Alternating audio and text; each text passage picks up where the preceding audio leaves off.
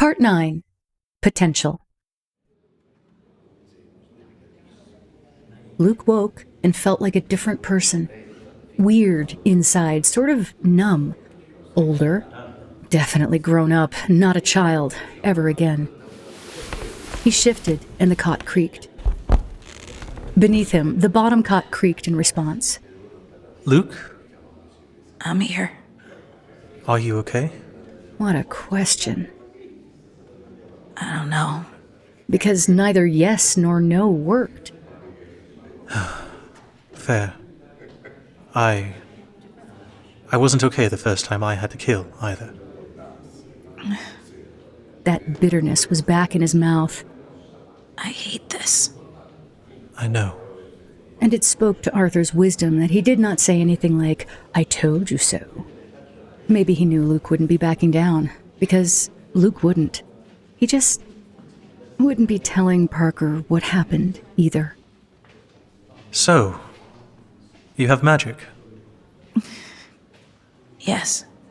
A fair amount of it, it seems. I don't know. I don't know. Silence for a moment.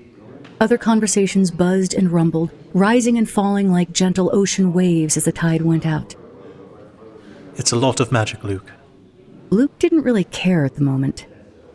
Good, I guess. Very good. When you go to train today, see what Dennis says. You may be able to use it to not have to... Get gored through the stomach. Or maybe have to dig a knife into someone's throat. Maybe. Luke rolled to face the wall. I don't want to train today.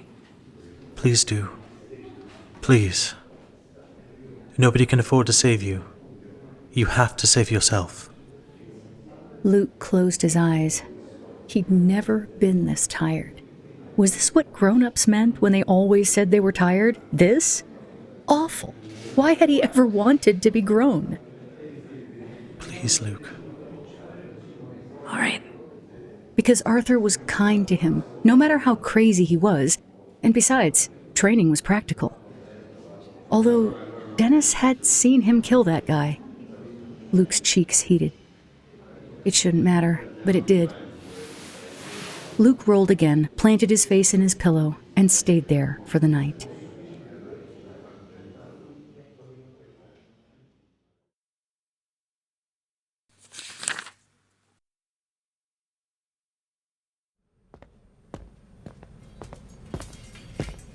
Dennis was in the same place he had been, leaning against the arena entry, watching others spar with a critical eye. Threadbare, too, clothes as always leached of color. The cut was slightly different, but the gist was the same. Trousers, shirt, suspenders. Luke had a sudden weird insight. Clothing did not matter to this man. It was camouflage. It was necessary to keep him in the background, unnoticed, blending in. Now there was a thing to consider. To move through life invisible? Yes, a thing to consider. Dennis spotted him. There you are. Hoped you wouldn't skip today. No, sir. Luke almost couldn't hear himself. The butcher studied him, wearing that usual smile, but his eyes were sharp, studying, analyzing, weighing. Sir? Follow me, lad. And instead of walking into the arena, Dennis headed down the curved hall.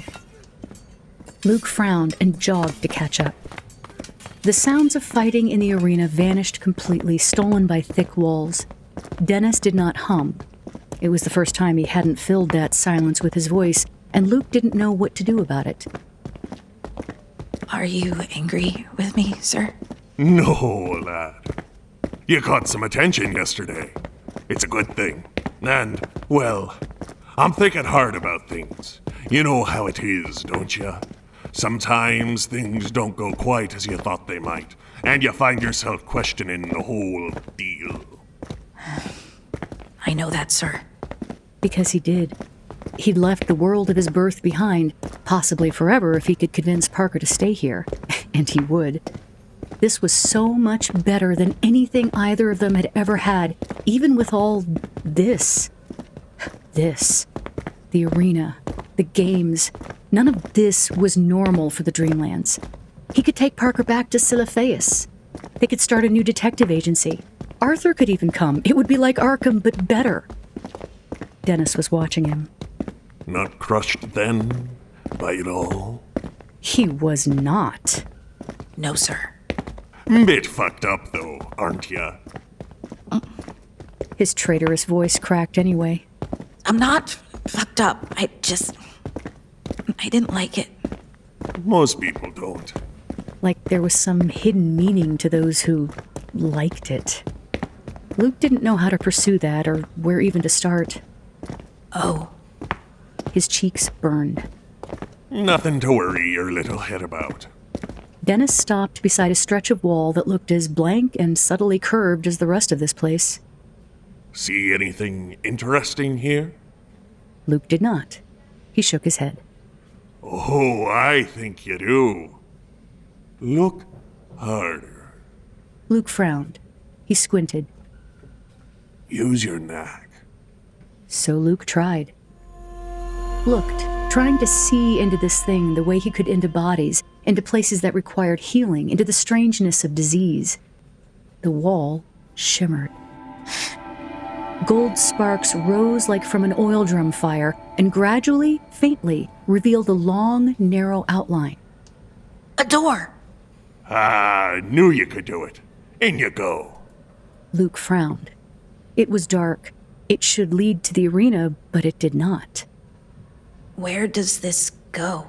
Somewhere good for you. You caught some attention, he'd said, and Luke hadn't parsed it. Oh no. Was he in trouble after all? I don't want to go. Dennis's expression didn't change. Afraid you've got no choice, laddie. Go on now. You'll be fine. Oh, he really didn't want to go. His hands shook. His face felt numb. The butcher waited. Luke was no stranger to adults forcing him into places he didn't want to go. He didn't need to be told that would happen here. What's inside? Possible your destiny. Like that was no big deal. Luke's eyes went huge. In you go. Luke took a slow breath and stepped inside the mysterious wall cave.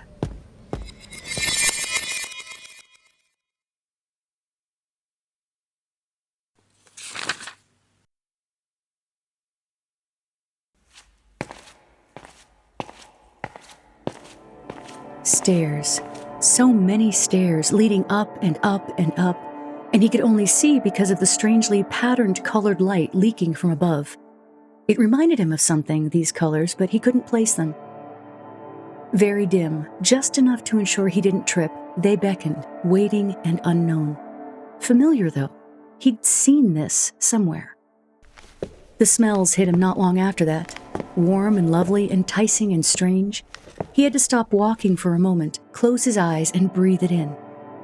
It reminded him the tiniest bit of the incense Phoebe occasionally lit to honor their grandparents, whom Luke had never met. The scent soothed him, made him want to curl up on the stairs and just be for a while. But Parker was still dead, and Luke could not afford the time. He resumed his climb. More steps. More steps. He had to be walking magically past the arena at this point, maybe even at the far side. More steps. More... At the top, a dancer waited, and Luke froze. He'd seen them in the hall.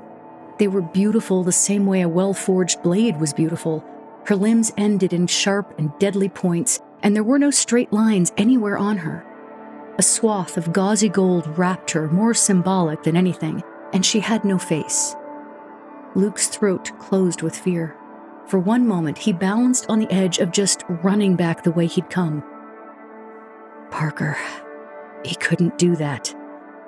No, for Parker, he would see this through. Luke swallowed around the tightness and resumed his climb. She waited. "Follow," she said without speaking, and drifted away, walking, but making no sound. He now understood the colors. It was like a cathedral up here, like St. Patrick's on Mission Street, which he'd visited once when he'd briefly had a white neighbor his age years ago.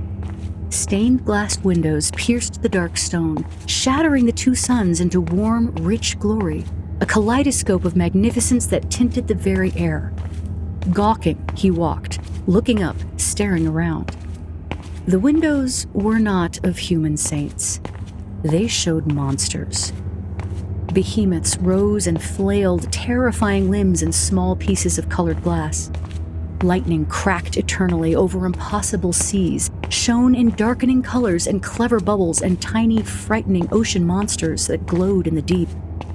Fire plunged down from above, impossible and magical, seeming to dance at the whims of multi-headed creatures that reached toward their flames. And blood. Most of the glass windows showed blood, spills of it, splashes of it, viciously red and bright, pooling around faceless dead bodies in battlefields, decorating angry gods. They got worse the further in he walked.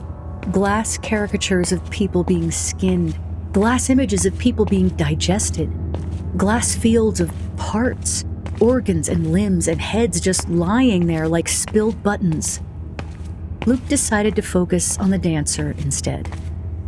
At the end of the room was the largest stained glass of them all, huge, set deep in black stone with veins of gold all through. It depicted an upside-down city, cradled in black tentacles. Luke knew, suddenly, that was once Carcosa. Carcosa as it was, before the king went mad. Jagged and perfect, it stabbed the golden sky, glints all through its dark architecture as if the city itself had been studded with jewels. He could get lost staring into it at the detail, slightly dizzied as if he could fall into that towering window and find himself in a city that no longer was. Below it loomed an empty throne, far bigger than any human would ever need, made of the same shiny black stone as the walls, and also threaded with bright gold veins. It was empty. Luke had gotten distracted. The dancer was gone. He was alone. He turned, taking it in, and looked up. The ceiling was the night sky, but not one he'd ever seen, not even in the dreamlands. It was not pure black, but some dark, warm color like the darkest of golds, and black stars flickered and slid slowly across its breadth. Luke stared, mouth open. It was wonderful. It was awe-inspiring. It was unspeakably grieved. Luke didn't know how he knew that. Maybe it was a glimpse of what Hastur had been, his taste and power. It wasn't like Luke would ever find out. Do you find it beautiful, human? The king in yellow appeared against one wall and taught Luke that gods could hide their presence. Backlit by stained glass, the king loomed enormous, and his power and presence and attention came down on Luke like a bag of wet cement. Luke fell to his knees and for a long, awful moment, forgot how to breathe.